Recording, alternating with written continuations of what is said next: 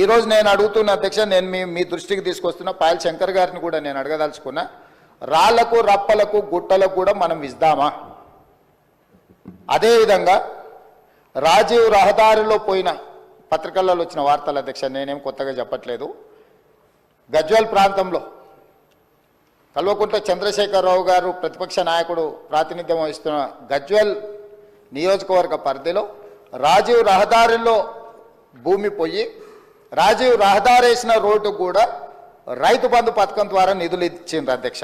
అదేవిధంగా నా ప్రాంతానికి సంబంధించి శ్రీశైలం, మా సొంత ఊరికి వెళ్ళాలంటే ఈ దారిలోనే వెళ్ళాలి అధ్యక్ష. ఆమన్గల్లు ప్రాంతంలో శ్రీశైలం రోడ్లో పోయిన భూమికి కొత్త పాస్ పుస్తకాలు అధికారులు, అక్కడ కొంతమంది రాజకీయ దళారులు కుమ్ముకై శ్రీశైలం పోయిన రోడ్లకు ఈరోజు రైతు బంధు పథకాన్ని ఆ గత ప్రభుత్వం ఇచ్చింది అధ్యక్ష. ఇదే కాకుండా అధ్యక్ష, క్రషర్ యూనిట్లు, క్రషర్లు నడుస్తున్నాయి అధ్యక్ష. ఆల్రెడీ క్రషర్లు నడిచే వాటికి ఈరోజు రైతు బంధు వాళ్ళు గతంలో ఇచ్చింది అధ్యక్ష.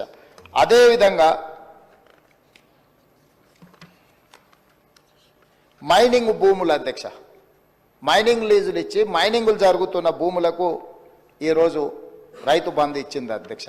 అదేవిధంగా టీఆర్ఎస్కు సంబంధించిన నాయకులు, అధికారులు పోడు భూములు రైతులకు, పేదలకు, గిరిజనులకు, ఆదివాసీలకు ఇస్తే వాళ్ళ పేరు మీద కూడా నకిలీ పట్టాలు తయారు చేసి నకిలీ పట్టాల ద్వారా కూడా రైతు బంధు పథకాన్ని ఆయాచిత లబ్ధి పొందిండ్రు అధ్యక్ష. ఈరోజు ఇట్లా చెప్పుకుంటూ పోతే అది క్రషర్లు కావచ్చు, శ్రీశైలం నేషనల్ హైవే కావచ్చు, లేకపోతే రాజీవ్ రహదారి కావచ్చు, లేకపోతే క్రషర్ యూనిట్లు క్రషర్లు పెట్టినవి కావచ్చు, లేకపోతే మైనింగ్లు ఇచ్చినవి కావచ్చు, లేకపోతే హైదరాబాదు చుట్టుముట్టూత, ముఖ్యంగా హైదరాబాదు నగరం చుట్టుముట్టూత ఒకప్పుడు మనందరం చూసినాం, కూరగాయలు పండించేవాళ్ళు, ఆకుకూరలు పండించేవాళ్ళు, వివిధ రకాల ద్రాక్ష తోటలు, చాలా వ్యవసాయం జరిగేది. కానీ ఇవాళ హైదరాబాదు నగరం చుట్టుముట్టూత ఒక 50 కిలోమీటర్ల పరిధిలో 70-80% వ్యవసాయం ఎవరు చేయడం లేదు. రియల్ ఎస్టేట్లుగా మారి, లేఅవుట్లుగా మారి, ప్లాట్లుగా విక్రయించి ఈరోజు మొత్తం వ్యవసాయేతర పనులకు, పరిశ్రమలకు, లేకపోతే ఐటీ కంపెనీలకు, లేకపోతే రియల్ ఎస్టేట్ లేఅవుట్ల కిందనూ మారిపోయినాయి అధ్యక్ష. గత ప్రభుత్వము యావరేజ్గా 2 సీజన్లకు కలిపి ప్రతి సంవత్సరం 3 కోట్ల ఎకరాలకు వాళ్ళు డబ్బులు ఇచ్చుకుంటా పోయినారు అధ్యక్ష.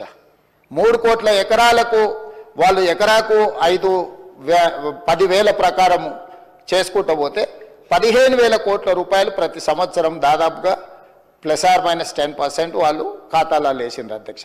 అట్లా వాళ్ళు ఇచ్చిన 72,000 కోట్లల్లో 22,000 కోట్ల రూపాయలు జాతీయ రహదారులకు, రియల్ ఎస్టేట్లో ప్లాట్లు అమ్మిన వాళ్లకు, క్రషర్లకు, మైనింగ్లకు, రాళ్లకు, రప్పలకు, కొండలకు, గుట్టలకు దొంగ పాస్ పుస్తకాలు తయారు చేసుకొని అధికారంలో ఉన్నాం కాబట్టి అధికార పార్టీ నాయకుల అనుచరులము, వారి సహచరులము, వారి బంధువులమని వేలాది కోట్ల రూపాయలు కొల్లగొట్టిండ్రు అధ్యక్ష. మరి ఈరోజు నేను అడుగుతున్న తమ ద్వారా ప్రధాన ప్రతిపక్షము ఈ పథకాన్ని 80,000 పుస్తకాల్లో చదివిన సారాంశంతో దీన్ని తయారు చేసిన ప్రధాన ప్రతిపక్ష నాయకుడు వచ్చి ఇంత కీలకమైన అంశం చర్చకు వచ్చినప్పుడు వారు సూచనలు ఇస్తారని అనుకున్నాం అధ్యక్ష. వారి అనుభవం నుంచి, వారి పరిపాలనలో వారు నేర్చుకున్న అంశాల నుంచి ఈ ప్రభుత్వం ఏదైనా సూచన వస్తే మేము తీసుకుందాం అనుకున్నాం.